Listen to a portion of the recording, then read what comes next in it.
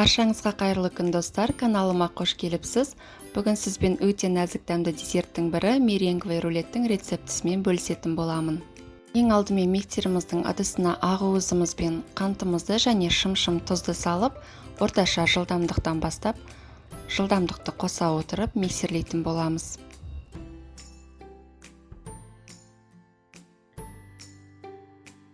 Венчиктің іздері қалып, өзін жақсы ұстайтын тығыз масса болғанша миксерлеп аламыз. Жүгері крахмалы мен 1 шай қасық лимон шырынын қосып, миксердің көмегімен бір араластырып аламыз. Осындай тығыз масса шығуы керек. Дайын болған меренгамызды пергамент қағазы төселген противеньға жайып шығамыз. Менде противеньнің размері 30-да 40. Меренгамыз піскен кезде оңай алыну үшін пергаменттің сапалы болуы қажет.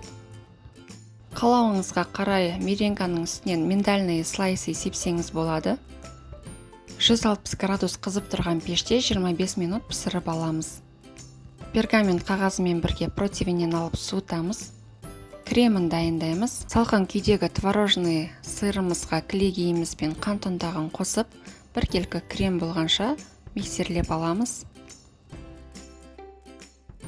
Меренгамыздың үстіне пергамент қағазын қойып аударып аламыз және астындағы пергаментті ақырын алып тастаймыз.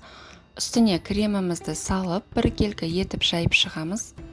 Креміміздің үстіне қалаған жидектеріңізді салсаңыз болады. Мен құлпынайды турап салдым.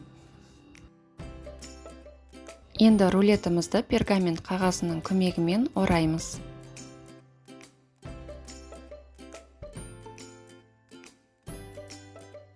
Аздаған алып қалған кремімізді рулетіміздің бетіне қалауымызға қарай әрлеп жағамыз және жеміс жидектер қойып әсемдеп шығамыз. Дайын болған рулетімізді 1-2 сағат тоңазытқышқа жібереміз.